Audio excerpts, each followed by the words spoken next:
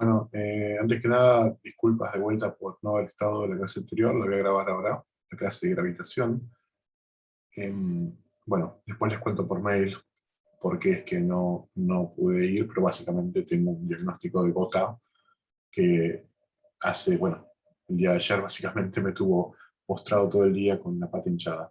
Por suerte es muy leve el caso que tengo, así que ya la semana que viene voy a estar de vuelta con ustedes.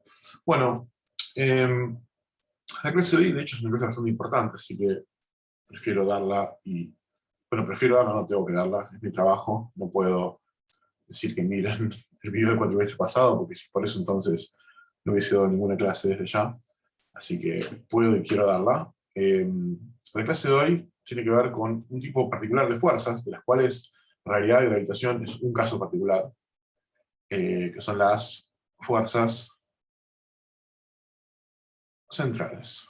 Las fuerzas centrales son fuerzas que, como su nombre lo indica, apuntan siempre hacia un punto central en el espacio. Entonces, yo tengo acá un punto que va a convenir en general que coincida con mi origen, de que tengo alguna partícula, una masa. Entonces, en todo momento, en todo instante de tiempo, existe una fuerza, ya sea atractiva o repulsiva, pero la voy a dibujar como atractiva, porque es el caso de la fuerza gravitatoria, que es el más común, y en general son atractivas, pero puede ser tanto atractiva como repulsiva en la línea que une a las dos partículas.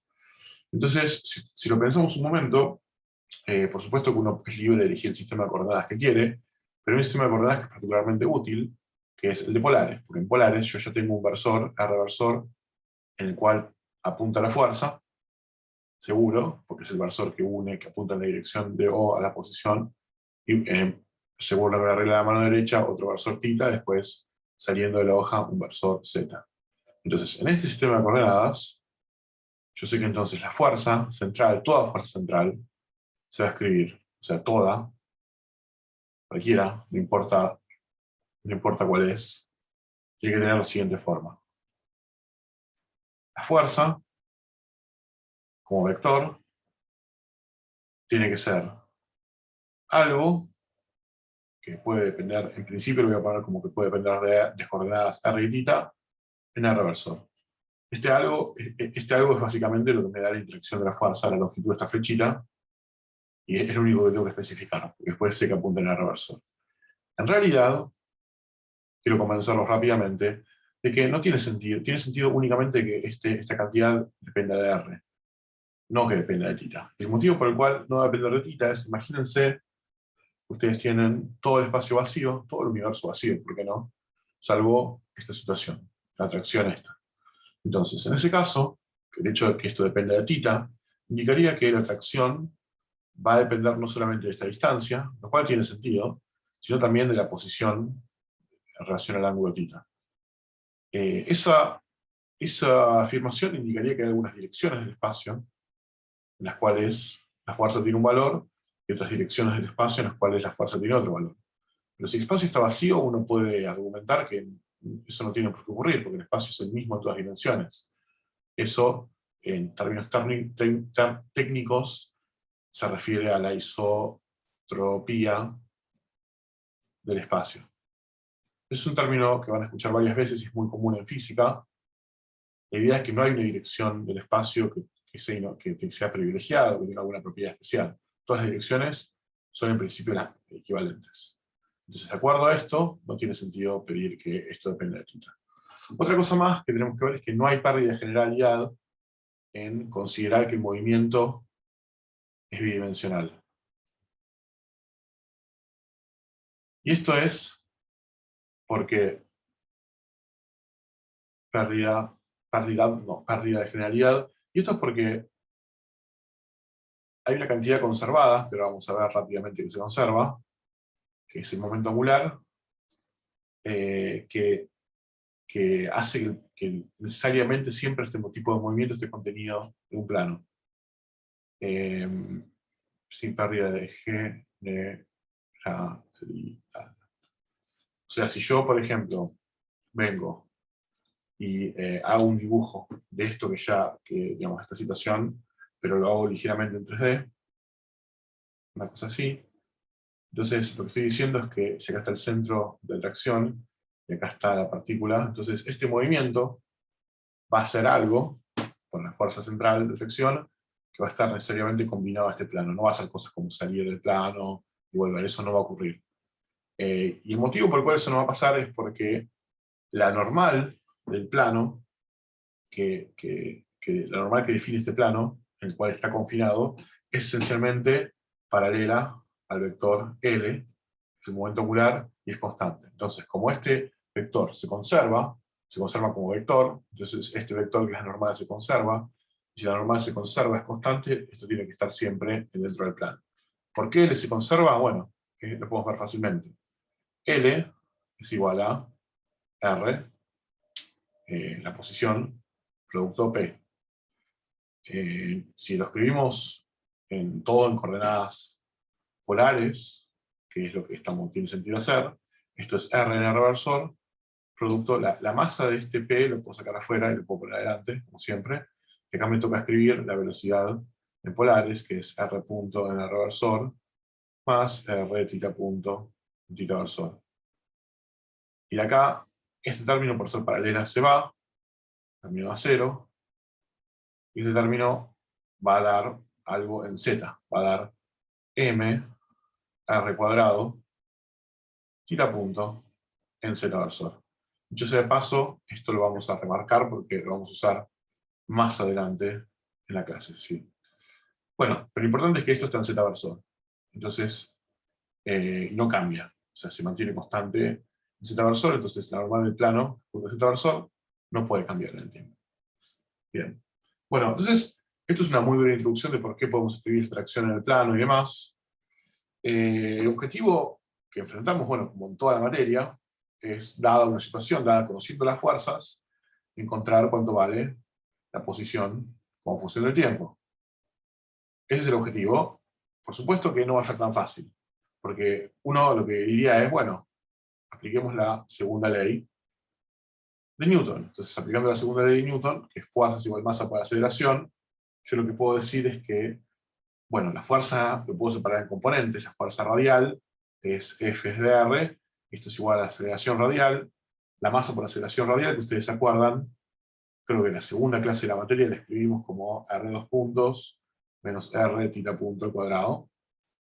Y acá iría la fuerza en tita, que no hay, o sea que esto va a 0, esto va a ser la aceleración en tita, va a ser M, R, tita 2 puntos, más 2 R tita punto, R punto tita punto. Bueno, el problema con esto es uno dice, bueno, yo lo escribo y lo resuelvo. El problema es que esto va a ser difícil de resolver, porque fíjense que el objetivo acá es encontrar R de t y tita de t. Estas son funciones que aparecen acá metidas, multiplicadas entre sí, elevadas al cuadrado. Estas ecuaciones diferenciales son difíciles de resolver en general. No es que van a ser imposibles, pueden serlo dependiendo de la forma de esto, pueden no serlo, para el caso de la gravitación no lo van a hacer, para otras fuerzas quizás sí, pero el punto es, de vuelta, esto es complicado de resolver así como viene. Entonces, ¿qué hacemos nosotros enfrentados a esto? Bueno, usamos lo que venimos aprendiendo en todas las clases en la segunda parte de la materia, es decir, esto lo vamos a resolver usando los teoremas de conservación que vimos en la clase pasada. Y la gracia de usar los teoremas de conservación es que cuando yo tengo cantidades conservadas, las puedo calcular en el instante inicial, hasta igual 0, después las puedo calcular en algún instante posterior, y van a ser iguales. En el instante posterior yo conozco qué usé para calcularlas. En el instante posterior, en cambio, tengo una posición o un momento, lo que fuese, que son los que no conozco. Entonces, con esa igualdad entre tiempos, puedo estimar o relacionar de alguna forma lo que pasa en el momento posterior con lo que pasa en el momento inicial del movimiento. Esa es la gracia de usar los teoremas de conservación. Vamos a verlo en profundidad ahora. Entonces, primero hay que preguntarse entonces qué teoremas de conservación aplican para la situación que estamos describiendo en este movimiento. Es decir, de vuelta, si yo tengo acá un origen O y acá tengo una masa M, tengo una fuerza así, que es F de R en el reversor, Entonces, ¿qué teoremas de conservación aplican? Bueno, primero vamos a preguntar si se conserva el momento de esta partícula. Se conserva P para M. La respuesta obviamente es que no. No se conserva, no es constante. Y esto es porque las fuerzas que actúan sobre la partícula son distintas de cero. Uno podría preguntarse, y esto es algo medio sutil, ¿qué pasa con el P total del sistema? El problema con el P total del sistema, espera un segundo que voy a... tengo unos problemitas de velocidad con la computadora. Estoy como medio lento. Bueno, esperemos que se arregle. Creo que ya sé qué es.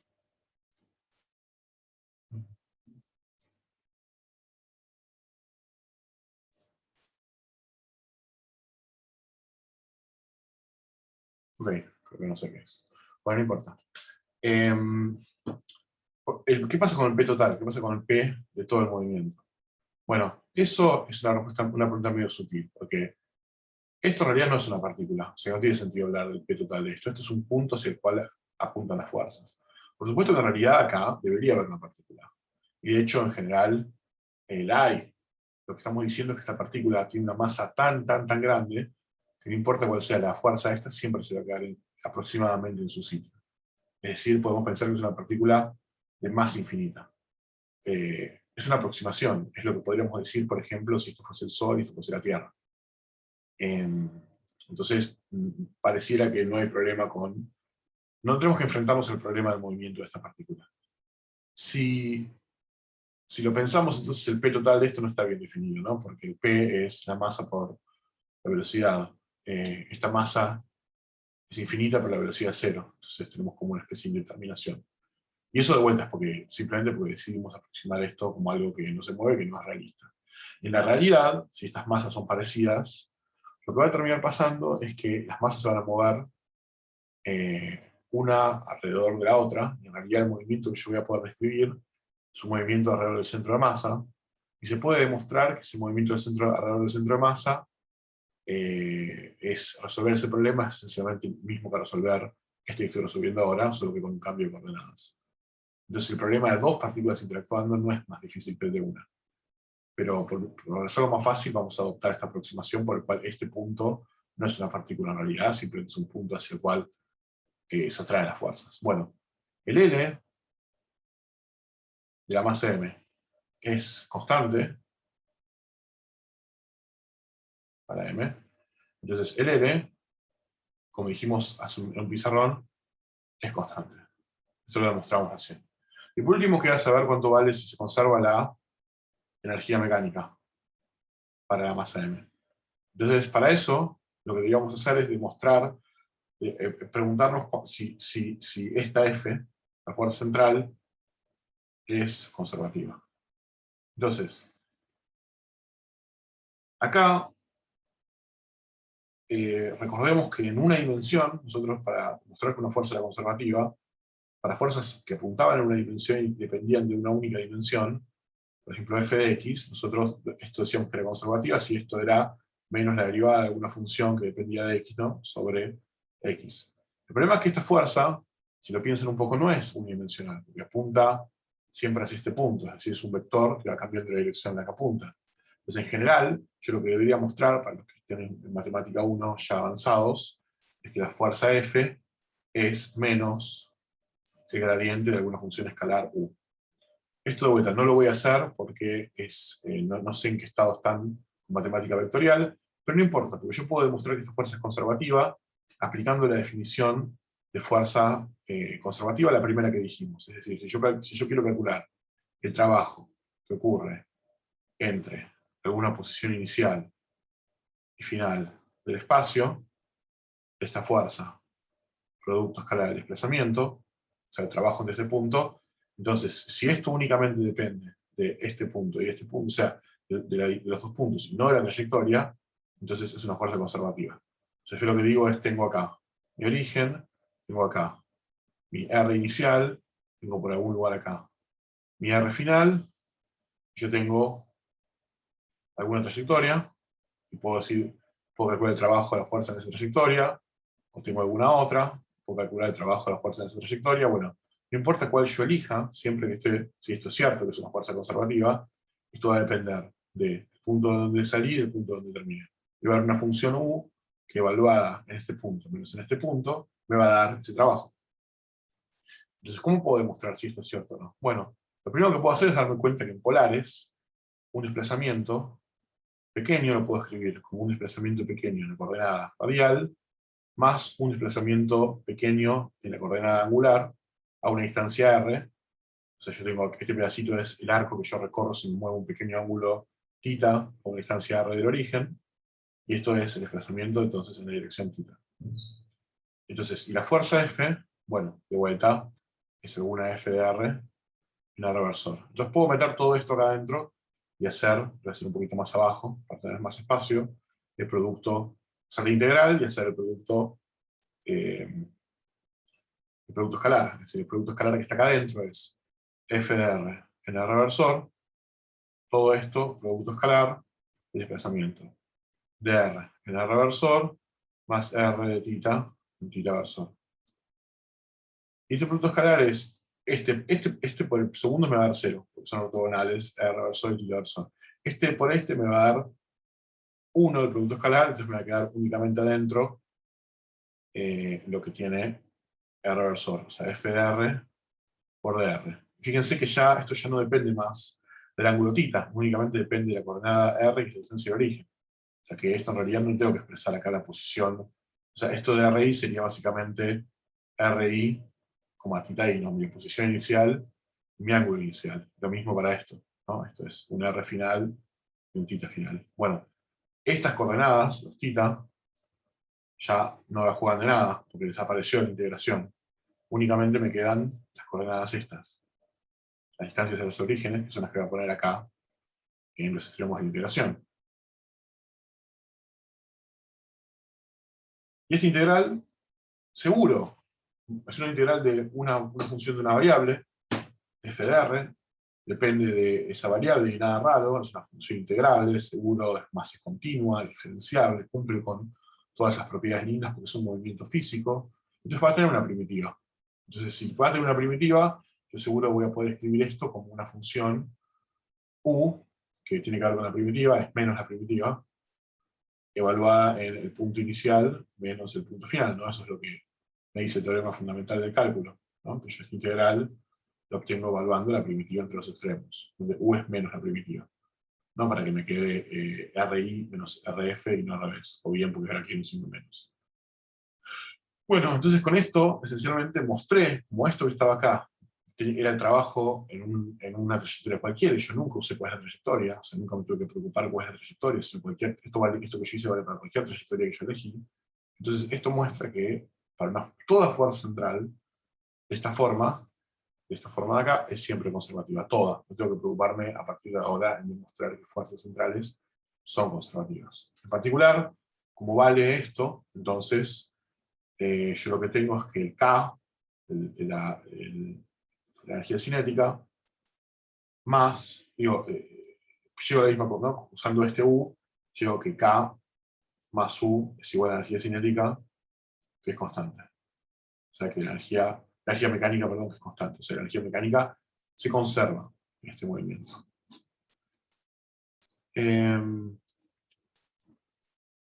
Esto ya lo hice en alguna clase, pero ¿por qué no repetirlo? Algunos ejemplos de fuerzas centrales. Bueno, el ejemplo más común que vamos a trabajar es si yo escribo, ¿no?, de esta forma FRR, entonces ejemplos. El ejemplo más común es, primero, la gravedad o la gravitación. En este caso, FDR es una atracción, por eso tiene un signo menos, una constante por el producto de las masas de los cuerpos que interactúan sobre la distancia que los separa al cuadrado. Y el potencial, UDR, lo calculamos en alguna clase anterior, es lo que si yo lo derivo me da esto.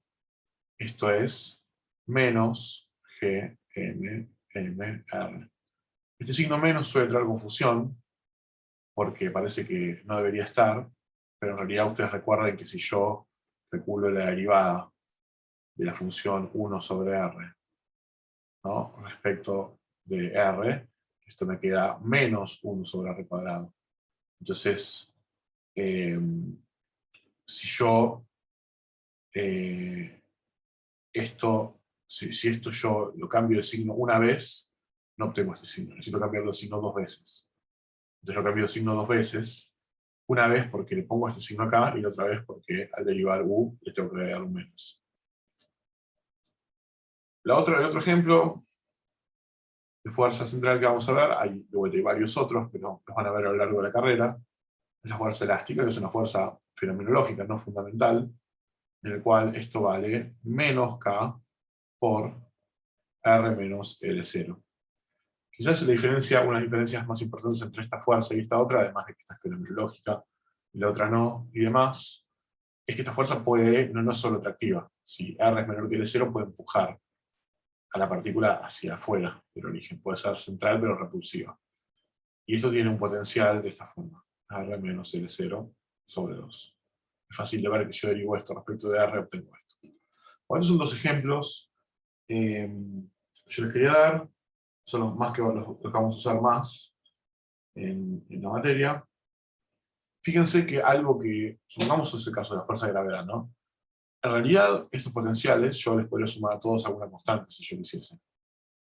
Mi elección es sumarle la constante 0. Y eso es, esencialmente, lo que se hace por defecto. Entonces, en ningún libro van a ver casi nunca sumado una constante que no sea 0 acá.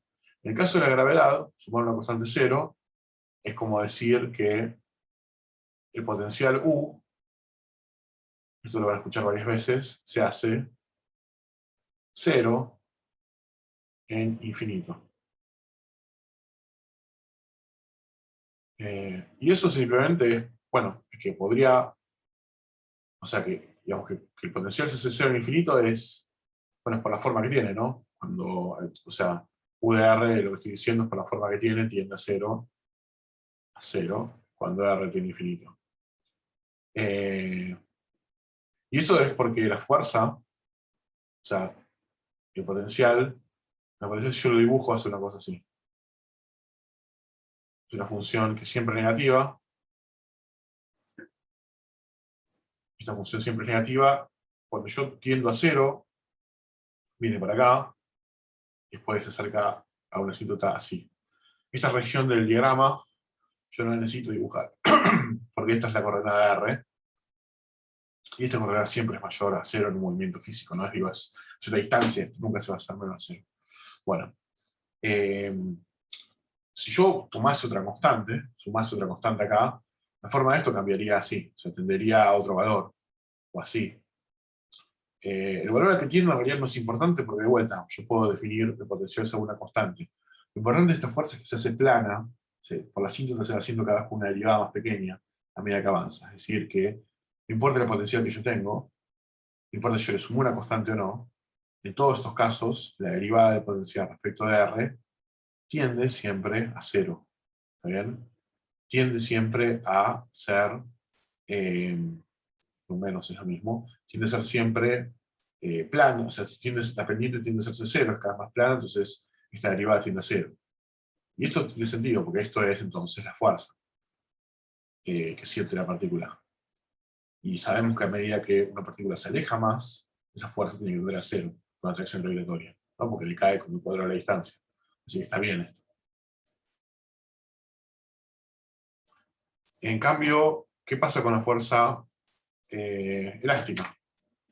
Bueno, si tengo que hacer un dibujo parecido a la fuerza elástica, yo en la fuerza elástica eh, tengo que F de R es igual a menos K, esto es elástica, ¿no?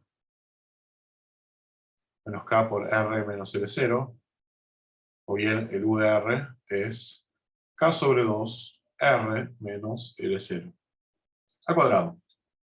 Entonces, si yo lo dibujo en este cuadrante, que es el que tiene sentido dibujar, de los R positivos, como es este potencial, o este potencial, primero que en L0, vemos que se hace 0, y después es una cuadrática, que apunta hacia arriba, donde, bueno, el ancho de esta cuadrática tiene que ver con la constante K. Entonces, fíjense que esto es un comportamiento muy distinto al de la fuerza gravitatoria. En particular, ustedes ven que, bueno, no importa si yo sumo una constante acá o no, lo importante es que este potencial tiene infinito. Es que es una función creciente. O sea, es una función que se hace cada vez más grande. La pendiente de esto, si yo lo derivo también, se hace cada vez más grande. Es una parábola. Eso me dice que la fuerza se hace cada vez más grande. Y que la fuerza se haga cada vez más grande, lo que me está diciendo no es otra cosa que más me alejo del origen, más fuerte es la atracción. Lo cual tiene todo el sentido del mundo para un resorte. Por supuesto, en la realidad, en algún momento esto se va a empezar a aplanarse. Eso es porque en algún momento el resorte se va a vencer y la fuerza va a empezar a ser cero, ¿no? Porque el resorte va a estar roto, básicamente, para un resorte real. O sea, esto es lo que yo diría que es el rango de comportamiento ideal del resorte, al menos hasta acá. Después esto también, si yo lo comprimo mucho va a pasar algo, pero este es el comportamiento ideal. Y acá es básicamente, lo podemos decir que el resorte está vencido o roto, ya no está haciendo la fuerza que debería ser por la separación del origen que hay. Bueno, es un ejemplo de cómo dos funciones, dos fuerzas atractivas se comportan de una forma muy distinta a medida que yo me alejo más y más del origen. Bueno,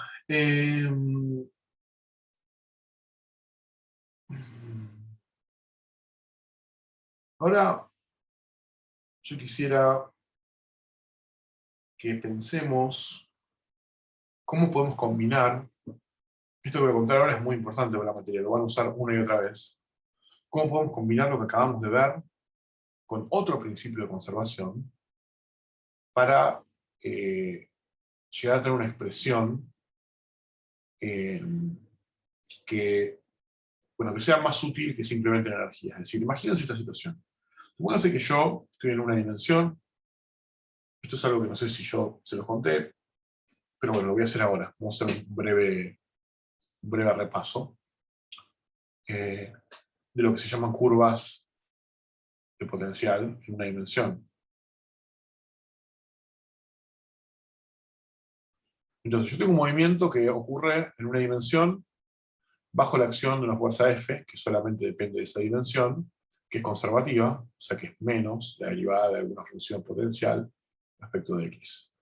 Entonces yo voy a dibujar quién es esa fuerza X, ese potencial U. O sea, acá voy a tener un gráfico donde siempre que use este color medio violetita, me voy a referir a el gráfico de este potencial. Este gráfico o este potencial puede tener formas de este estilo. Digamos. En principio puede tener cualquier forma para un problema arbitrario. Entonces, como esto es conservativo, como esta fuerza es conservativa, porque tiene un potencial, entonces yo sé que la masa por la velocidad al cuadrado, que es una velocidad que igual está, como todo está en X, esa velocidad punta en esa dimensión en X, sobre 2, que es K, más U de X. Esto no puede cambiar en el tiempo. Esto es E y es una constante. Esto está definido como una constante. Entonces supónganse que yo me dice cuánto vale E. E va a depender esencialmente de las condiciones iniciales del problema. Una vez que yo sé cómo empezó el movimiento, sé cuánto vale E, porque lo puedo calcular las condiciones iniciales y no cambia. Entonces, yo voy a usar la letra, este colorcito, para indicar por ejemplo, mi nivel de energía. E. Permítanme trazar como una especie de línea punteada que se refiere al nivel, que indica básicamente esa función constante que es la energía que yo tengo, que no cambia nunca en función de la posición, porque de vuelta es constante. Entonces, yo lo que quiero que pensemos rápidamente es qué tipo de movimiento puede ocurrir dependiendo de dónde yo empiezo mi movimiento. Supongamos que yo empiezo mi movimiento en este punto acá. Vamos a llamar X0. Entonces, yo empiezo el movimiento en este punto, siempre tengo esta energía, en este caso tengo esta energía potencial U. Fíjense que la resta, o sea, si yo hago, esto es K, ¿no? Entonces yo hago E menos U, eso me da K. Y K tiene que ver con la velocidad con la que me estoy moviendo. O sea que en realidad, esta diferencia entre U y E, o sea, la longitud de este cachito que está acá, es básicamente K. ¿No? Bueno, entonces, si yo me estoy moviendo supongamos en la dirección derecha, o sea, para allá, entonces yo voy teniendo distintos Ks. Acá en este punto, el K es máximo, ¿no? El K se hace lo más grande posible, hasta que finalmente yo llego a este punto que está acá. Este punto que está acá, el K es naturalmente 0, porque esta función y esta función valen lo mismo.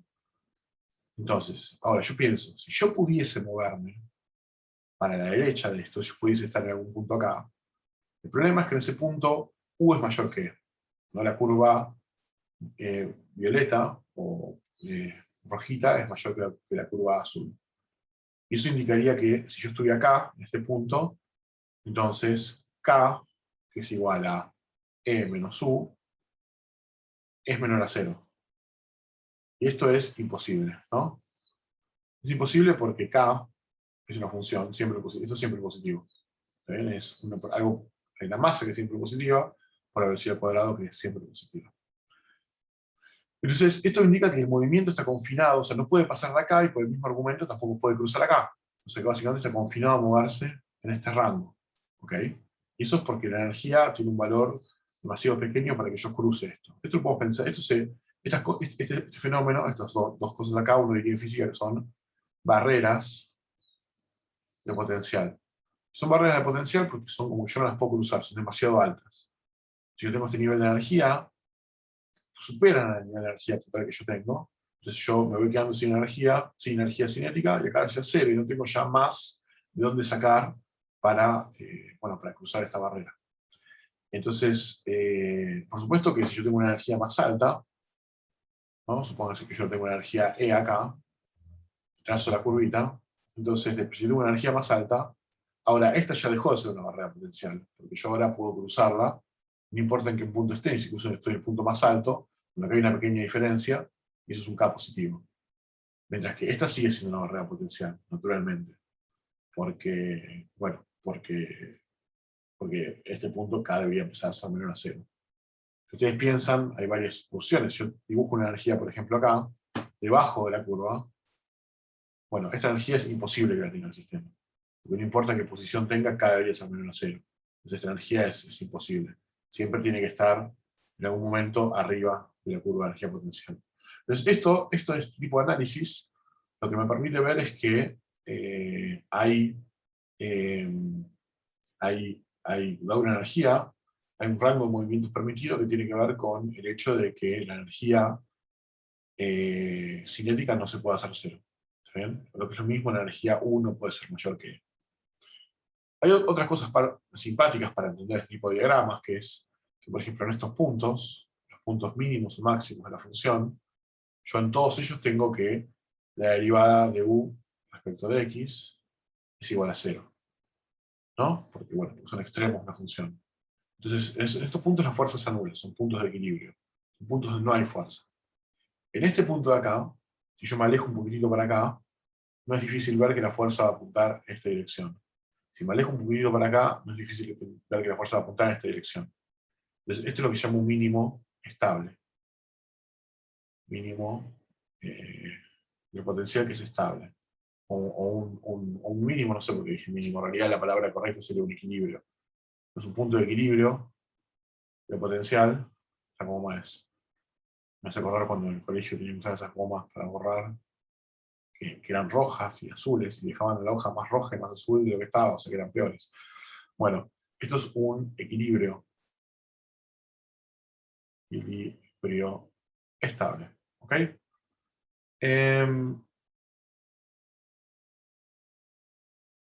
Este punto, por el contrario, no es difícil ver que si yo me alejo un poquitito, la fuerza va a apuntar para allá, y si yo me alejo un poquitito, la fuerza va a apuntar para allá.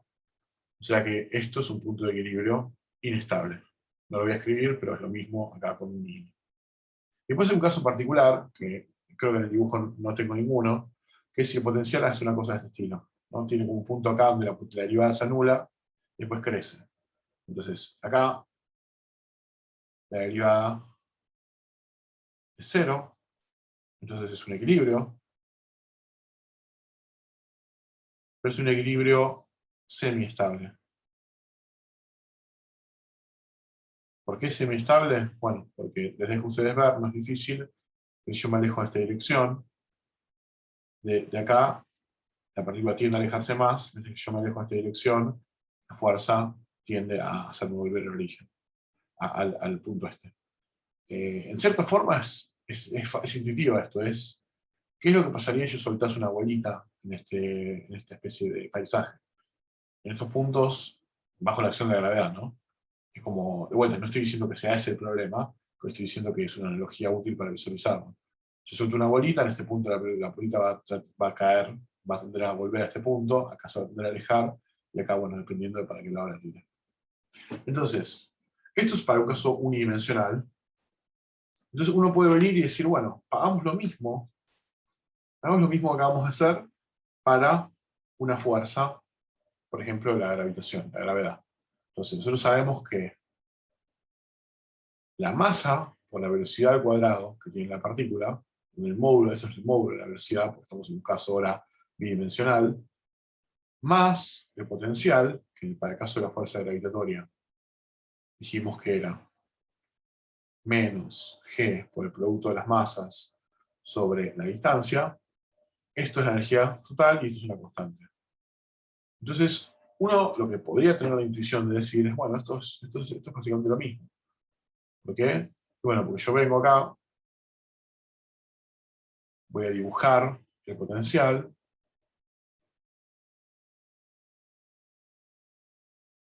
¿ok? Y, bueno, yo voy a poner, se acabó una energía, ¿ok? Entonces voy a dibujar acá la energía, entonces voy a decir cosas como que, por ejemplo, en este punto que está acá, ¿está bien? Este punto que está acá,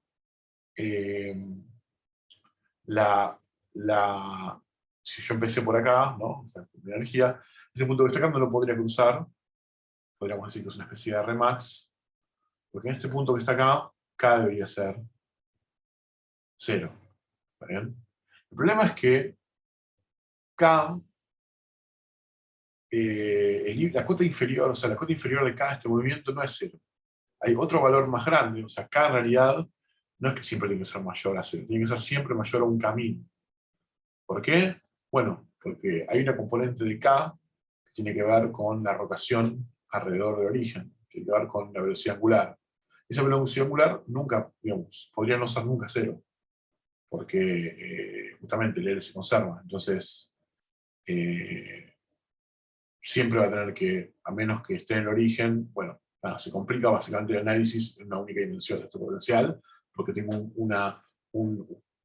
dos variables, tengo R y tita, entonces en realidad yo tengo que tener cuidado de cuánto vale tita para poder, o tita punto, para poder decir si K, digamos, si K superó, está por arriba o está por abajo sobre el camino, que depende de tita punto y de R. O sea, que esencialmente es un poco más complicada la situación, porque hay dos dimensiones. Entonces, como hay dos dimensiones, de vuelta, podría pasar que yo no pueda decir que K es igual a 0, y que en realidad hay otro K, que es un camino que tiene que ver con que hay una parte que se preserva del K que tiene que ver justamente con la rotación. Entonces, este tipo de análisis se dificulta. ¿Está bien? Sencillos análisis como los que vimos en el pizarrón pasado, ya no son tan fáciles. ¿No? ¿Se entiende por qué? Entonces, hay una forma de trasladar este problema a problemas igual de sencillos que los que yo mostré en el pizarrón anterior para una dimensión que es la distancia del origen, que es R. Y hacer eso es lo que hacemos cuando calculamos algo que yo voy a escribir ahora, que es el potencial efectivo. La idea del potencial efectivo es la siguiente. Esto de vuelta lo van a usar mucho en la materia, así que es bueno que lo entiendan. La idea del potencial efectivo es la siguiente. Es escribir un potencial en una única dimensión, que es R, que es la distancia del origen, que me permita separar esa contribución de K, que de vuelta dijimos que puede ser problemática a la hora de entender qué tipo de rangos de movimiento puede tener el problema, no ese K que tiene que ver con energía cinética de la rotación alrededor del origen, y separar, desambiguar esos términos, y entonces ahí sí vamos a poder decir más explícitamente qué tipo de valores puede tener R. Matemáticamente, el problema es el siguiente. Nosotros tenemos esto para la energía más un potencial que depende de R. Y el problema es que acá esto está mezclado en coordenadas. Bueno, esto no sabemos, no lo tenemos escrito, no lo tenemos desarrollado en ninguna base de coordenadas, y esto lo tenemos desarrollado en coordenadas polares. Entonces, lo que vamos a hacer, bueno, esto es constante, es desarrollar todo esto en coordenadas polares. Vamos a desarrollar todo esto en coordenadas polares para poder separar la contribución de energía cinética de vuelta, de la velocidad radial, de la velocidad de rotación o de θ punto. Entonces, esto es fácil de vuelta porque la velocidad en polares, esto ya lo escribí en un pizarrón anterior, es esto, perdón, esto no es diferencial, θ punto,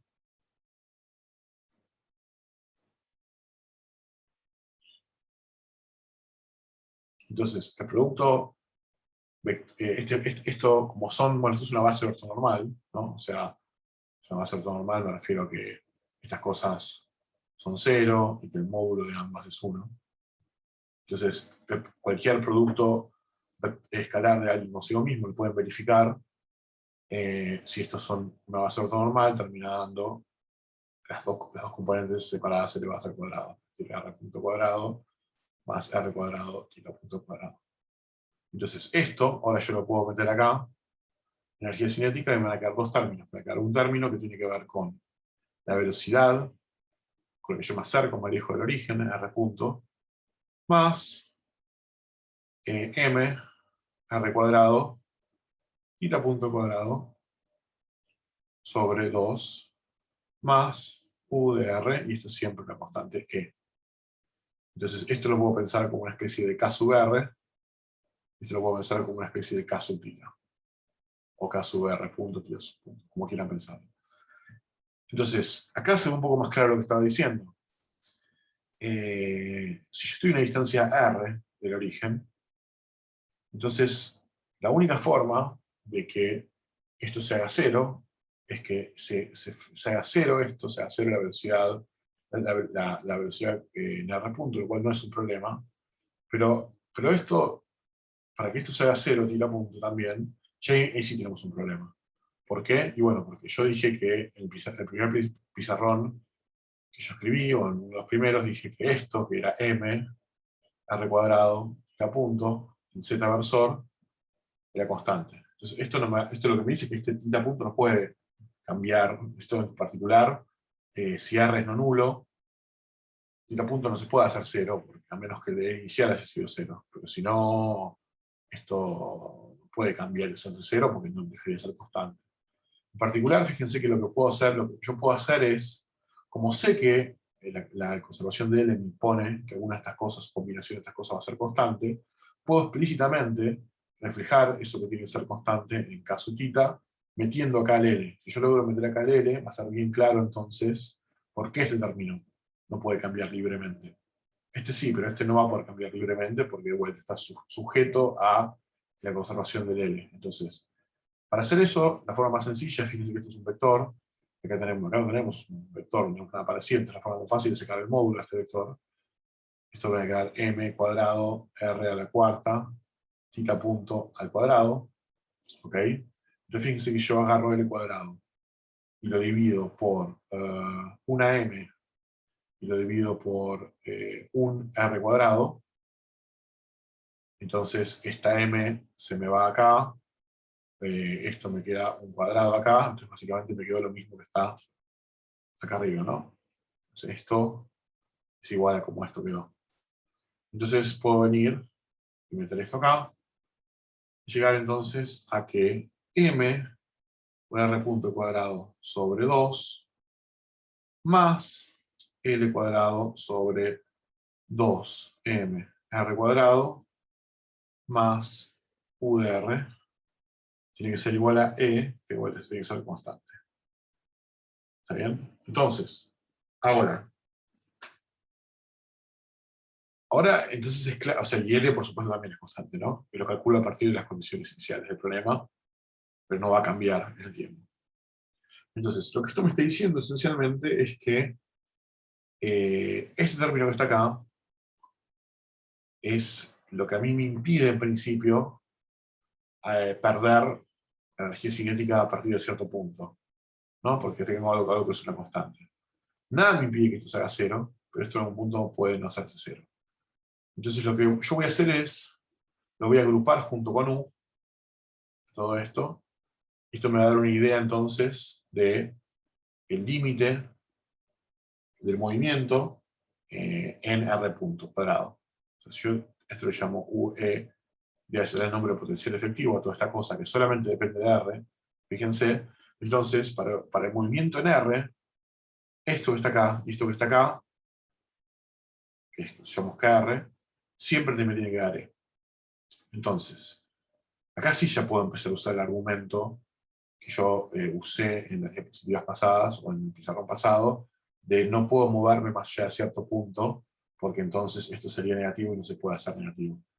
Y la preocupación que yo tenía antes de que en realidad había un K que no era nulo, que yo no podía cruzar por la conservación de él, ya no lo tengo más, porque ese término ya lo estoy teniendo en cuenta, esta nueva definición del potencial.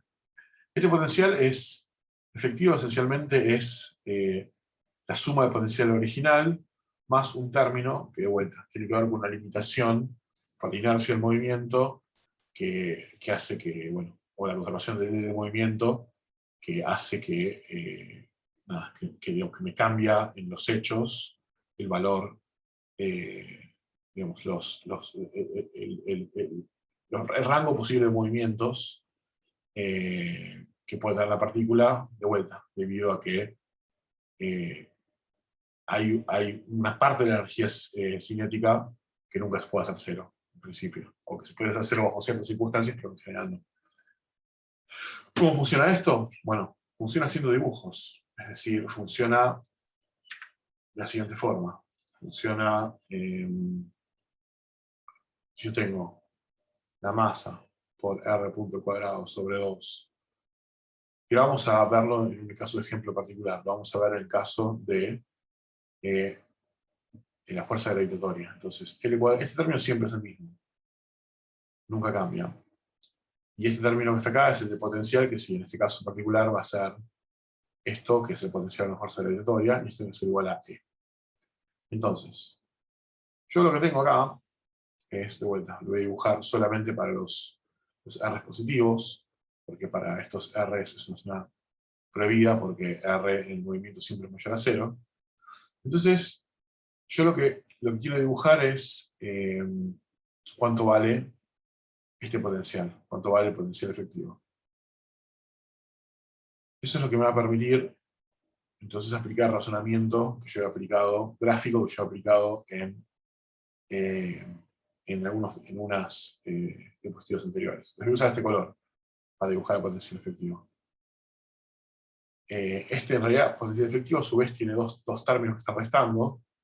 Voy a usar este color violetita para este término, cuando lo dibuje, voy a usar el color verdecito para este término.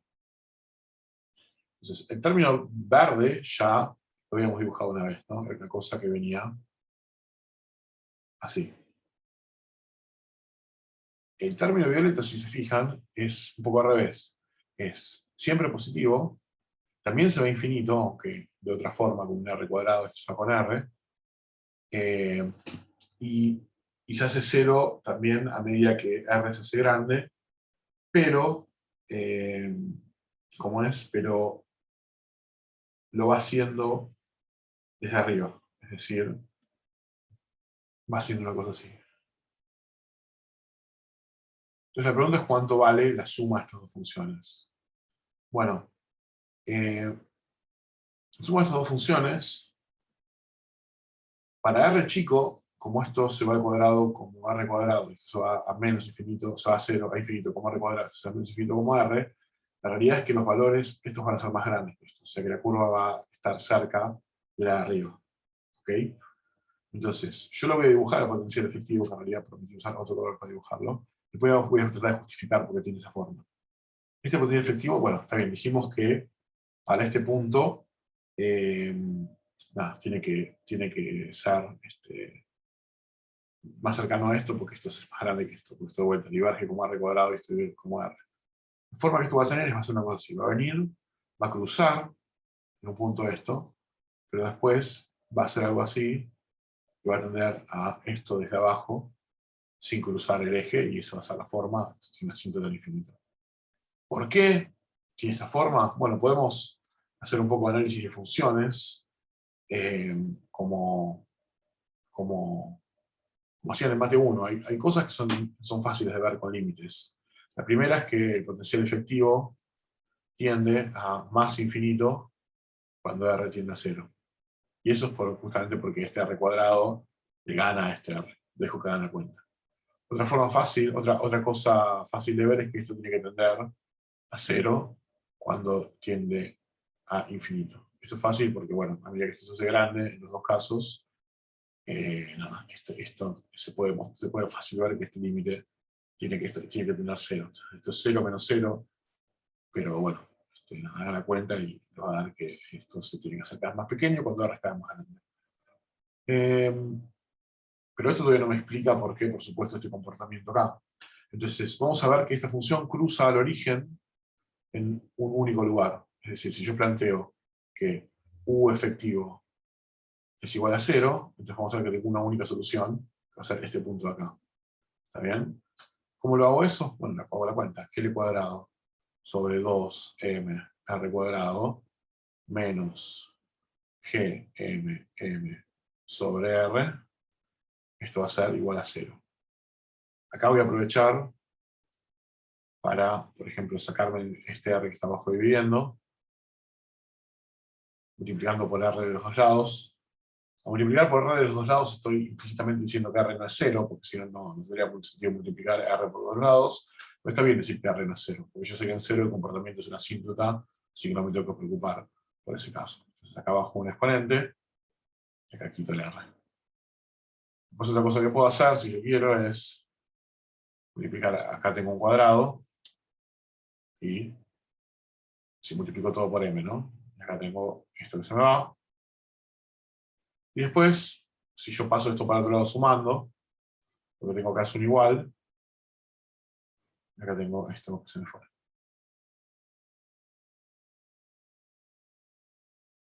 Entonces, esto claramente tiene una única solución, ¿no? Si yo paso el R para acá y estoy dividiendo, no sé si esta cuenta estará bien, pero sí, me da que R es igual a L cuadrado sobre 2G M grande, M chica al cuadrado.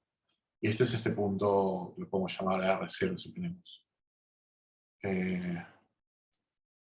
Bien. Entonces, si la función únicamente cruza el 0 en este punto, yo después además sé que se hace, digamos, vuelve a 0 en la asíntota, entonces, por supuesto que podrían pasar cosas raras, podría ser una cosa así, ¿no? Podría tener acá un comportamiento con varios mínimos y después volver. Eso voy a mostrar fácil que no lo va a tener, porque voy a calcular la derivada y voy a mostrar que tiene un solo extremo en este punto, que va a ser este R min. ¿Cómo hago eso? Bueno, calculo la derivada del potencial efectivo respecto de R, y esto me va a quedar.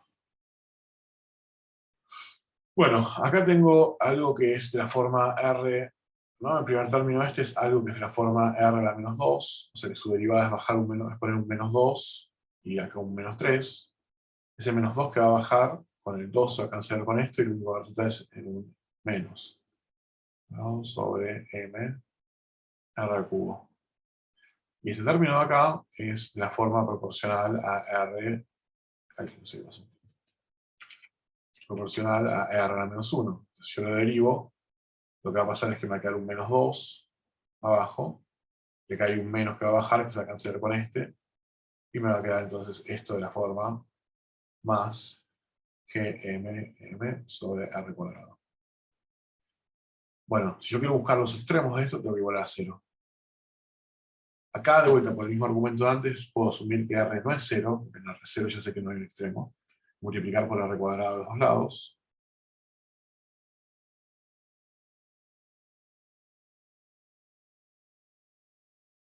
Puedo también pasar esto para el otro lado sumando, y tener básicamente la igualdad que voy a poner ahora.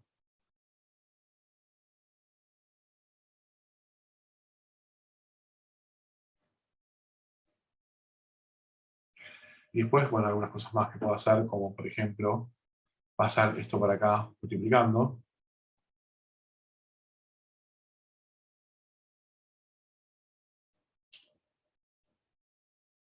Y después todo este bloque que está acá, pasarlo dividiendo.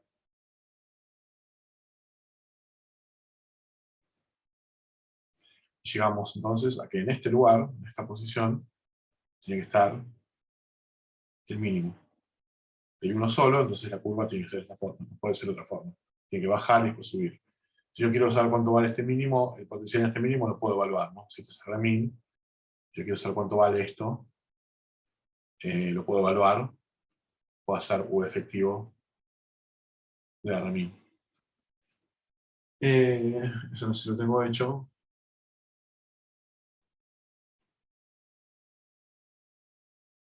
Pero bueno.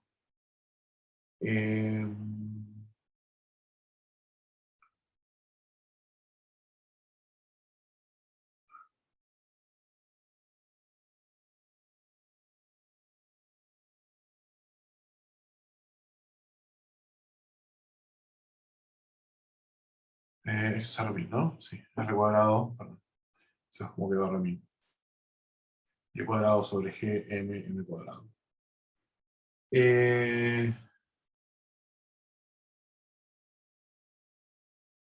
Bien. Bueno. Bueno, entonces, bueno, esto es el U efectivo min. Entonces, recapitulando, yo lo que puedo decir, así muy grande, así visualmente, es entonces que en este caso, el movimiento se mueve, o sea, el movimiento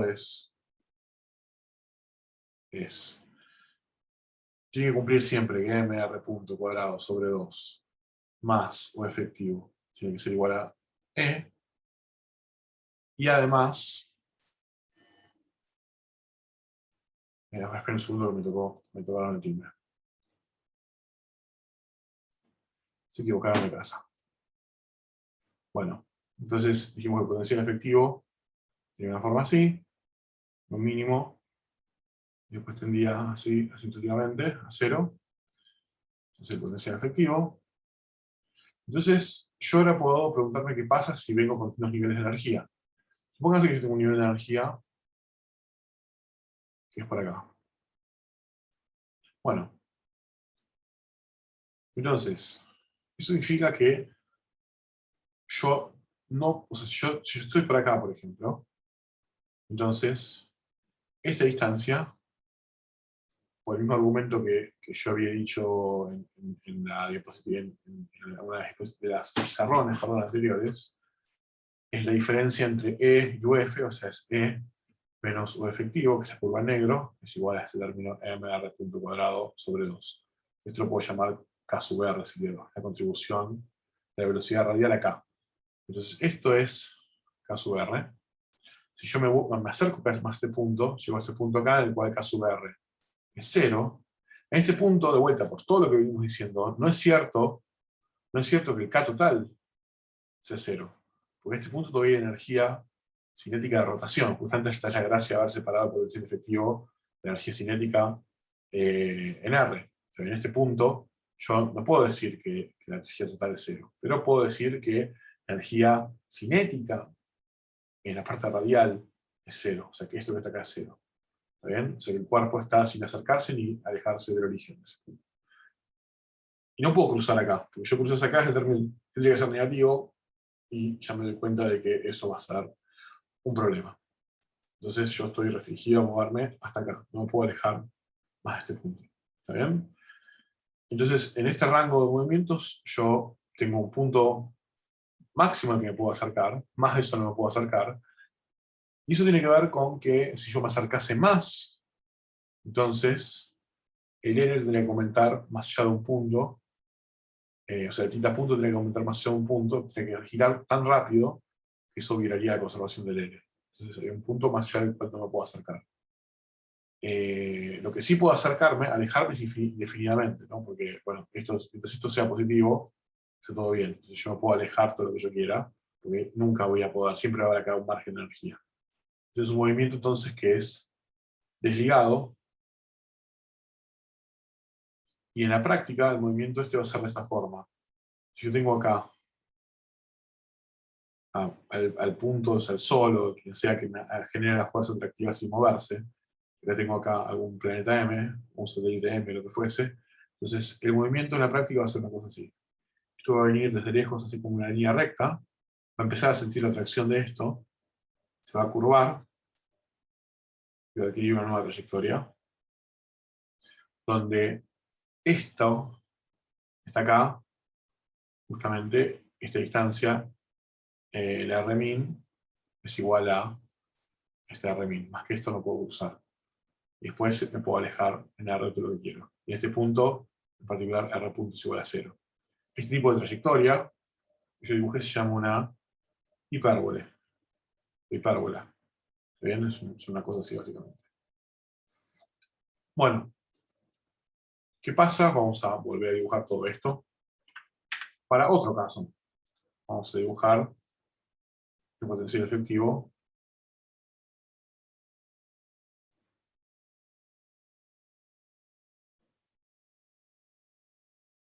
Entonces, siempre que yo tengo una energía por acá o por acá o por acá, todo lo que dije recién es válido, no cambia nada cualitativamente. Cambia la forma de la elipse de la hipérbola, pero nada más. O sea, cambia el R-min, ¿no? Acá el R-min es este, acá el R-min es este, pero nada más, no cambia otra cosa. Esto empieza a cambiar cuando yo digo que la energía cruza este punto. O sea, este es el punto límite en el cual la energía cruza al potencial efectivo únicamente en un punto. Si yo me muevo un poquitito más abajo, yo lo voy a cruzar en 2 puntos, ¿no? Porque en el momento va a chocar con la asíntota esta. Entonces, acá es cierto que únicamente hay una R-min, ¿ok? Pero el R es la energía más pequeña para que esto sucede. Entonces, esto va a ser un movimiento desligado también, ¿no? Porque se va a alejar, se puede alejar lo más que quiero, aunque se va a alejar con, no, esto es algo que hablamos de la velocidad de escape, pero en 2 dimensiones, se va a alejar justo con lo mínimo indispensable, o sea, va a llegar al infinito con energía cero. Y en este punto de transición, lo que uno tiene es que cambia la forma de la solución, es decir, si uno tiene distintas energías, no sé, energía 1, energía 2, energía 3, que son hipérbolas, lo que me da el movimiento, esto es energía 0, entonces si yo tengo acá el Sol, viene un cuerpo con distintas energías, entonces para la energía 1, como energía es grande, esto va a pasar una hipérbola bastante cerca del objeto. Con la energía 2, esto va a pasar con una hipérbola más lejos, ¿no? Es una cosa así. Con la energía 3, va a pasar a una hipérbola todavía con una distancia cercana. Bueno, me estoy haciendo bastante mal el dibujo, perdón. Lo voy a hacer de vuelta, porque claramente así no es el dibujo. Es una cosa...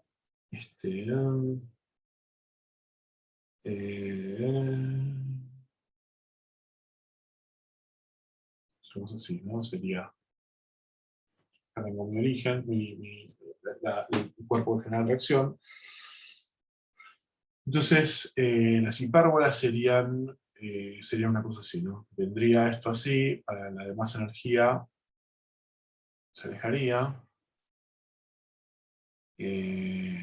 Esto para la energía un poco mayor sería una cosa así, se alejaría un poco más. Después seguiría un poco más y todavía tendría un poco más de alojamientos, esto sería cada vez mayor.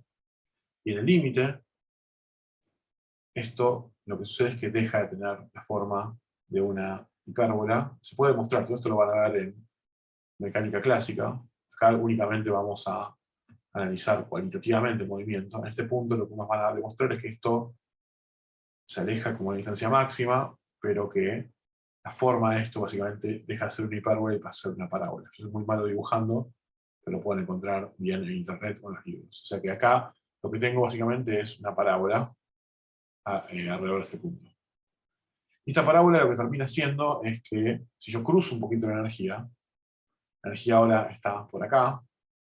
Entonces, para una energía por acá, yo tengo un poquito más pequeña, incluso no importa que tan pequeña sea, yo la tengo entonces que tengo que moverme entre este punto y este punto. O sea, tengo un máximo, un punto de más cercanía y un punto de menos cercanía del movimiento. Y esto es algo que Kepler ya se dio cuenta hace varios siglos.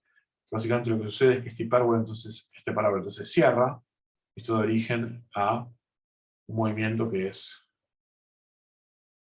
una elipse, ¿no? La elipse tiene un punto de máximo acercamiento y después otro radio mayor. Vos no podés estar más lejos de este radio mayor ni más cerca de este radio menor. Este es Rmin, este es Rmax, este es Rmax, este es Rmin. Y acá estás en un movimiento que se dice ligado, porque estás confinado a moverte entre estos dos valores de R. Finalmente, en este punto, la energía más baja que puede haber, pongámoslo con otro valorcito, entonces acá tengo que estar en este punto sí o sí, ¿no? Si me muevo de este punto para cualquiera de los dos lados, ya tendría que pasar que esto sería 0 y eso es imposible. Entonces, en ese caso, yo tengo un único R en el que puedo estar, este, ¿está bien? Y si un movimiento ocurre bajo la condición de que R es constante, tengo el caso de un movimiento circular. O sea que básicamente esta situación es una cosa así. Yo vengo teniendo parábolas, se van transformando en una parábola, se está transformando en una parábola, en límite, y después se arman elipses, y estos elipses estos radios se van haciendo cada vez más iguales, hasta que finalmente en la energía más pequeña que puedo tener, se hacen iguales y yo tengo una circunferencia. Entonces, estos son los movimientos posibles de los planetas. De los planetas o de cualquier satélite bajo una fuerza central gravitatoria. ¿Está bien? Son todas las posibilidades. Si E es mayor a 0, es un movimiento desligado hiperbólico. Si E es igual a 0, tengo un movimiento desligado también, pero es el caso límite, donde llego con energía 0 al infinito, con energía cinética radial 0 al infinito, y este es el caso desligado parabólico. Pues tengo E mayor a 0 y menor, mayor a una energía mínima, es esta, mayor a la energía mínima, menor a 0, y acá lo que tengo es ligado elipses. Finalmente tengo el caso en que E es igual a min, que tengo ligado circunferencia.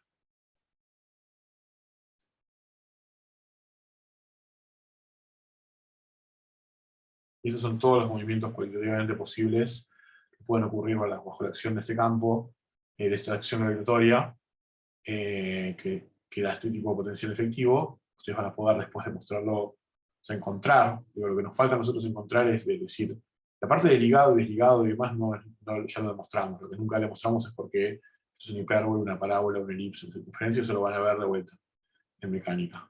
Si les da interés, pueden ver en un libro de Física 1, pero nosotros no lo vamos a evaluar, no vamos a tomar nada. Algo que quiero insistir es que cuando la partícula llega a estos puntos extremos, de vuelta, no es que está quieta, porque lo que tiene que ser 0 es el potencial, es la energía potencial esta parte. Pero esta no es toda la energía potencial, porque hay una parte de la energía potencial que está en el potencial efectivo, ¿no? Que es el término que tiene que ver con, de vuelta, la rotación. Entonces, en estos puntos, es cierto que yo no me estoy ni alejando ni acercando del origen, estoy estacionario en mi distancia del origen, pero sigo rotando puntito a punto. También eso de vuelta. No lo puedo hacer arbitrariamente 0, no lo puedo perder, porque tengo una conservación de mi L. Bueno, esto es prácticamente todo lo que yo quería contar. Hay una última cosa que le prometí, creo que a una compañera, no sé si lo prometí, pero se lo dije en la clase, que no lo habíamos visto y lo íbamos a ver en la clase de gravitación, lo voy a contar ahora, que son las leyes de Kepler. La historia es es muy interesante toda la historia, una historia muy, como siempre, ¿no? Muy rica de aciertos y desaciertos, en el estudio de por qué, bueno, primero de cómo se mueven los planetas y los satélites de los planetas y demás en el cielo, y de por qué lo hacen así. Ustedes habrán escuchado mil veces que los antiguos pensaban que en realidad la Tierra estaba en el centro de todo y que el Sol y los demás planetas se movían alrededor. Por supuesto que eso es un punto de vista relativo, digamos. No es que tiene sentido decir que digo, uno puede describir a todo el universo moviéndose relativo respecto a la Tierra. Y uno puede decir, en ese caso, la Tierra es el centro del universo, es nuestro origen del sistema de referencia, pero el punto es que es mucho más complicado describirlo de esa forma, como describirlo con el origen del Sol. Entonces, a un punto, en cierta forma muy natural, el Sol es el centro del universo, del sistema solar, porque las trayectorias que yo describo son las más sencillas y las más entendibles, parado desde el Sol. En cambio, desde la Tierra las trayectorias se vuelven muy complicadas y se nota que estamos eligiendo un punto, un origen incorrecto, básicamente, ¿no? Cuando a ustedes les habrá pasado, ¿no? Que una vez eligen un origen incorrecto, un problema, las cuentas empiezan a ser más y más difíciles, entonces eso es señal de que quizás deberían elegir otro origen. Bueno, eso es lo que tenía que ocurrir en la época de Ptolomeo. Ptolomeo era un astrónomo egipcio que era muy capaz matemáticamente, pero él insistía en describir el movimiento de los planetas y del Sol alrededor de la Tierra, y llegaba para explicar las observaciones de dónde están los planetas en la bóveda celeste, o sea, en el cielo, necesitaba recurrir a no solamente circunferencias, sino a epiciclos, que son circunferencias montadas sobre circunferencias, y epiciclos sobre epiciclos. Básicamente era un infierno de cuentas. Por supuesto que desde un punto de vista muy humano, quizás un poco teológico, a todos tenemos todo, digamos, y desde el punto de vista también ¿no? de que es muy difícil para nosotros, imagínense lo difícil que es para nosotros tener que describir el sistema solar, no para nosotros, quizás para los antiguos, describir el sistema solar desde un punto de vista, desde un origen que no es donde estamos parados. Nosotros naturalmente desde donde estamos parados, vemos que todo se mueve alrededor de nosotros, pero eso es una trivialidad, porque estamos parados ahí. Pero eso no significa que desde ese punto sea el mejor para escribir el sistema. Y lamentablemente no lo es. Entonces, cuando uno es un niño, uno también tiene esa intuición, ¿no? De que todo gira alrededor de la Tierra, porque el Sol sale en el horizonte, el Sol se pone en el horizonte. Pero si lo piensan un poco, no podría ser nunca de otra forma. Ustedes están parados ahí, o sea, nunca van a ver a la Tierra moverse alrededor del Sol, porque ustedes se mueven con la Tierra, ¿no? O sea, no hay otra opción posible que ver las cosas moviéndose alrededor de uno, porque uno está en ese punto. El punto de vista de uno está ahí, ¿no? Si ustedes a un antiguo le hubiesen preguntado, o a un niño, ok, vos me estás diciendo que la Tierra, que el Sol se mueve alrededor de la Tierra porque vos ves cómo sale el Sol en la mañana y se pone en la noche y cruza el cielo a lo largo del día y lo ves moverse. Mi pregunta hubiese sido, bueno, pero ¿de qué otra forma podría ser? ¿No? Si ahora la Tierra estuviese alrededor del Sol, también lo verías moverse de esa forma, o de otra forma, pero verías el Sol moverse. Porque la Tierra que se mueve, pero vos estás con la Tierra, obviamente. Entonces, esa ilusión de que tenemos que describir todo alrededor, el movimiento de todo alrededor de la Tierra, se empezó a disipar gradualmente con el trabajo de Galileo, Copérnico y otras personas más, que tuvieron problemas bastante jedes con la iglesia, porque bueno, hay una doctrina de la iglesia católica que la Tierra estaba en el centro de todo, y no era una muy buena idea andar diciendo por ahí que la iglesia católica estaba equivocada, porque tenía un gran poder en esa época, quemaban personas, hacían ese tipo de cosas. Entonces fue un momento medio álgido, ¿no? En el cual la ciencia, quizás más que la ciencia, prácticamente diría el sentido común, se cruzó bueno, con la iglesia.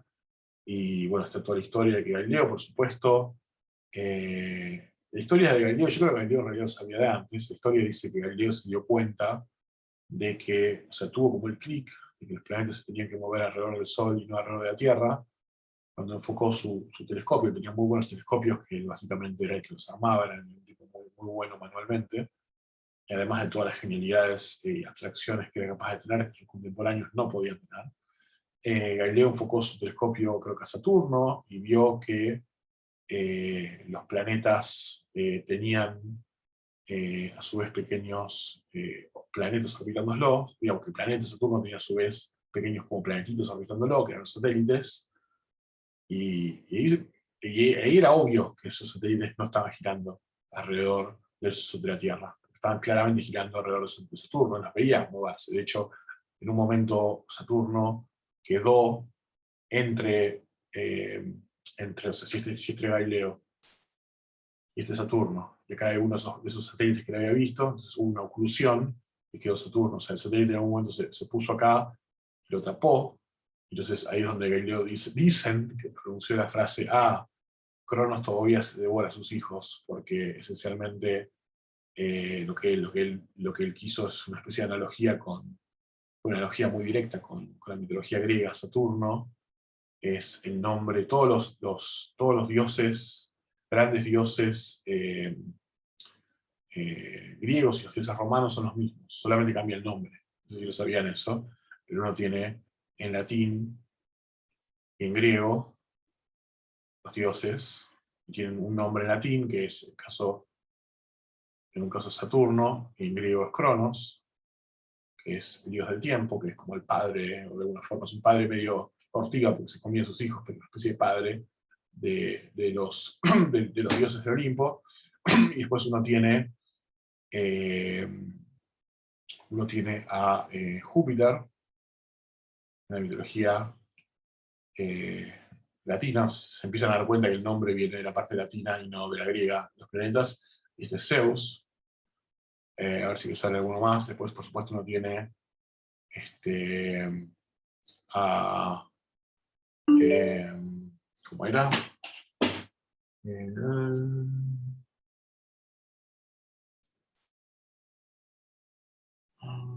sí, por supuesto. Uno tiene a Marte.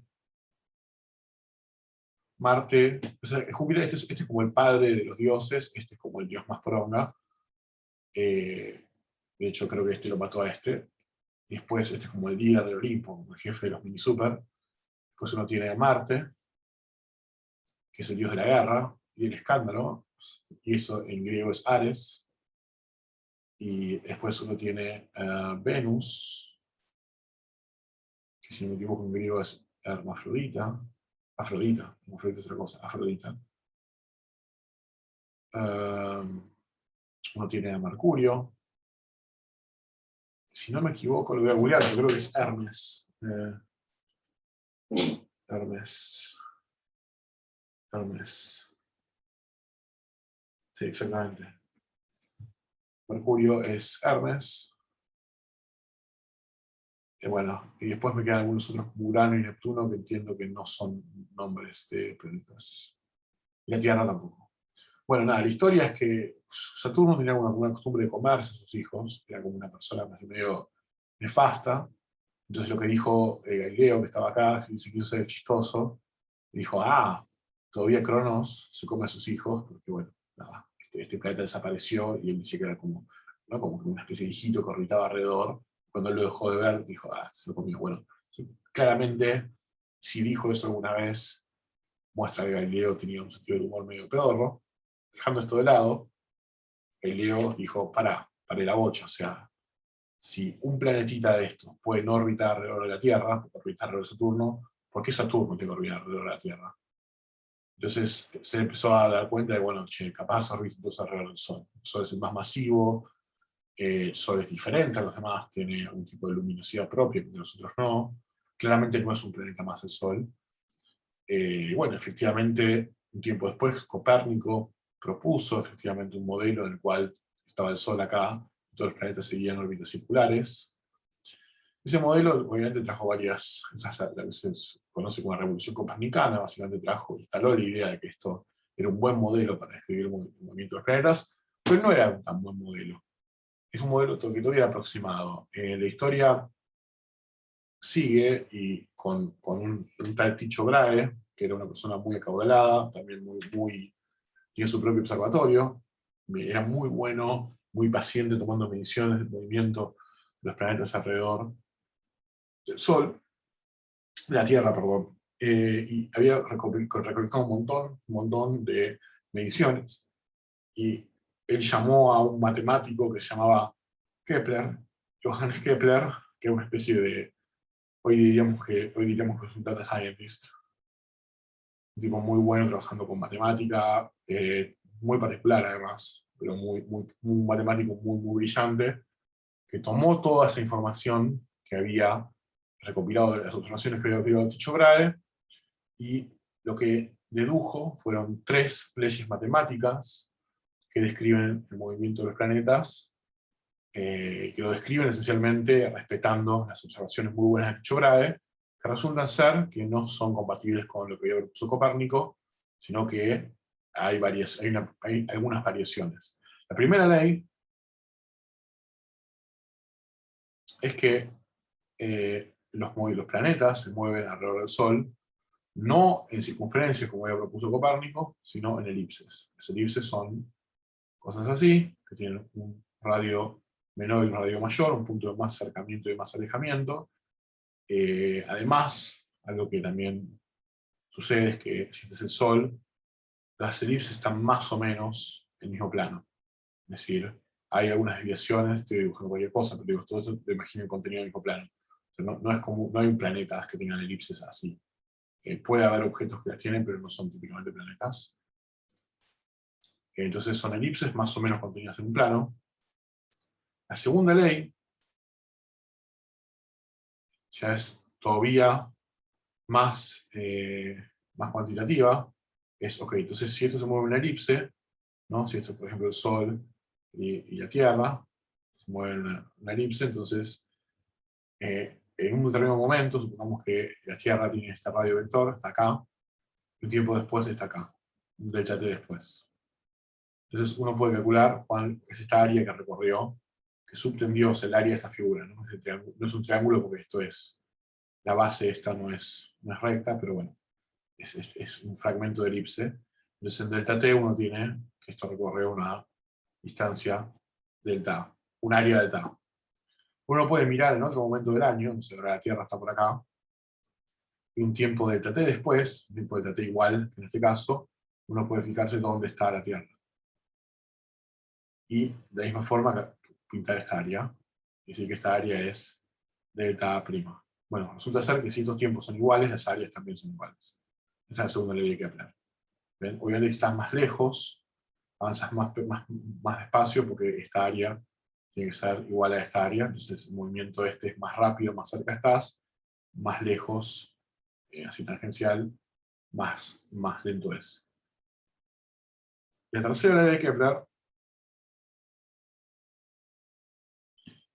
todavía es incluso más matemática, o sea, más cuantitativa que las anteriores, que es, si yo tengo acá, de vuelta, a mi movimiento en una elipse, yo tengo esto que es, lo voy a llamar ρ, que es el semieje mayor, o el radio mayor de la elipse. Entonces él descubrió que siempre para todos los planetas, obviamente que esto cambiaba, y que también cambiaba t, que es el periodo orbital, o sea, cuánto tiempo tarda en dar una vuelta entera alrededor del Sol. Estas cosas podían ser diferentes, pero había una relación siempre entre ellas. La relación era que t cuadrado era proporcional a ρ cuadrado. Esto es una locura, digamos, porque Kepler hacía las cuentas a mano, ¿no? O sea, él, lo que se llega a dar cuenta de estas cosas, haciendo cuentas con observaciones de posiciones de planetas en el cielo, que había medido otra persona en los libros gigantescos que estaban acumulados, llenos de polvo, únicamente de vuelta, sin ningún tipo de calculadora, computadora, sin ningún tipo de capacidad gráfica, únicamente con su lápiz, papel y cabeza, es una locura. Realmente no cualquier persona, bueno, ni hoy ni en esa época es capaz de hacer esto.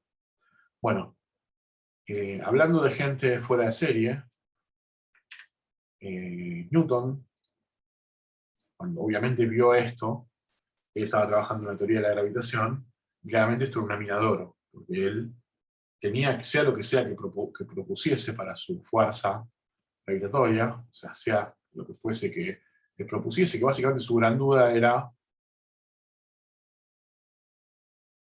qué poner acá, o sea, qué poner en este exponente. O sea, uno podría haber puesto alfa igual 1, 2, 3, así sucesivamente. Entonces, ¿Ustedes se acuerdan que yo en alguna clase le dije qué es una fuerza?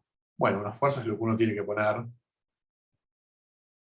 del lado este de esta ecuación, para cuando yo la resuelvo me dejen trayectorias R de t que sean las que yo mido en experimentos. Bueno, entonces un ejemplo clásico de eso. Esas trayectorias ya eran conocidas por Kepler, entonces la forma en la cual Newton encuentra esta fuerza es diciendo, bueno, ¿qué tengo que poner de este lado? En el sentido de que le faltaba saber qué poner acá para, eh, para encontrar este tipo de trayectorias. Entonces él llegó a la conclusión de que la primera ley de Kepler, la tercera ley de Kepler, únicamente se podía cumplir si le ponía un 2. Eso es algo que ustedes lo van a ver de vuelta, por ejemplo en mecánica clásica. Con otro exponente, estas leyes no las hubiesen obtenido. O sea que esto le sirvió básicamente para definir qué poner acá. Pero también se dio cuenta de que esta segunda ley, en realidad, era independiente de lo que ponía acá. Está bien, y que en realidad esto es algo que no tiene que ver ni siquiera con la forma de la fuerza. Esto que está acá es únicamente consecuencia de la conservación del L. Solamente porque el L se conserva, para cualquier fuerza central, esto tiene que ser cierto. Vamos a demostrar eso y por hoy terminamos. ¿Cómo demostramos eso? Bueno, supongamos, vamos a hacer un poco de matemática a lo físico.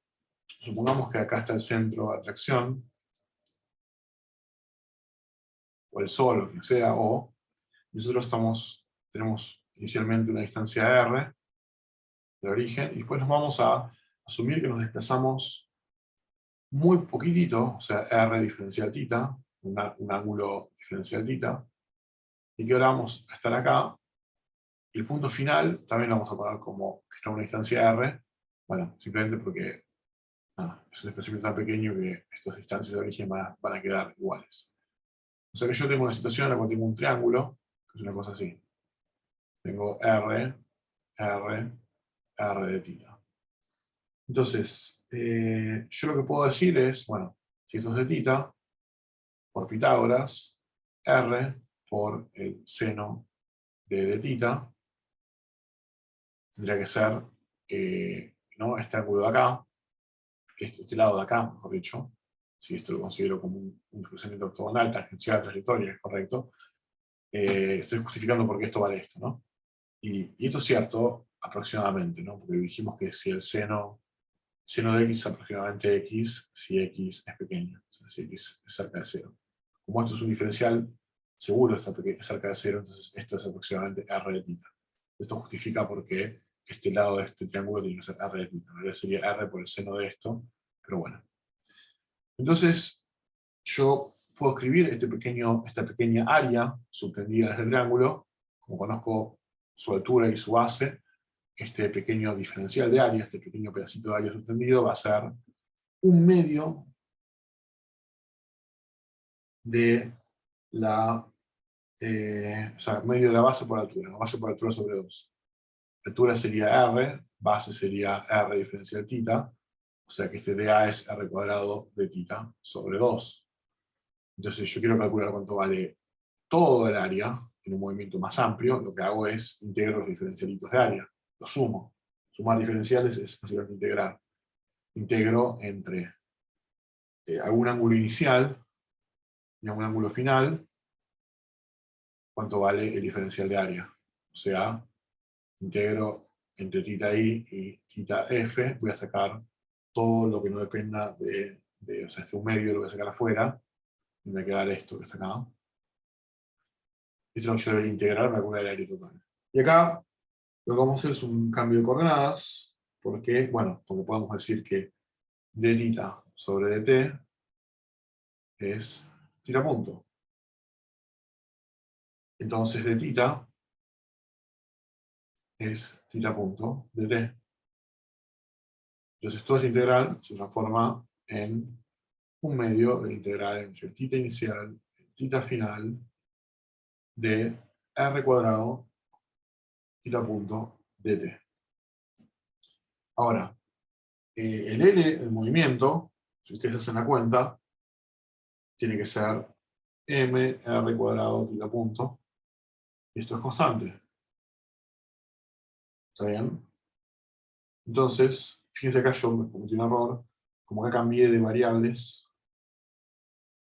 esto se me cambió, yo no estoy integrando más entre los ángulos, sino los tiempos correspondientes a esos ángulos.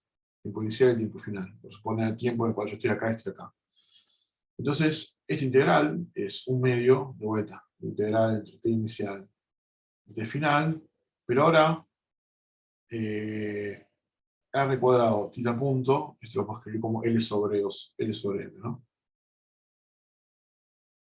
Diferencial tita. Y de vuelta, todo lo que está acá adentro es una constante, porque L es constante, así que esto que está acá es 1, es L sobre 2M, por la integral entre t inicial y t final de t, o sea, que esto es L sobre 2M delta t.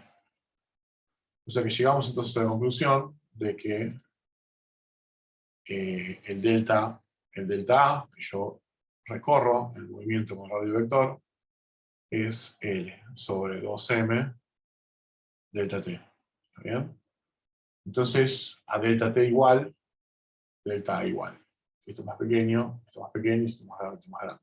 Que es justamente lo que dice la segunda ley de Kepler. Bueno, la tercera y la primera van a de vuelta dar la mecánica porque eso se asocia a la inversa del cuadrado de la distancia. Bueno, eso es todo de la clase de gravitación. Nos vemos la semana que viene. Chau.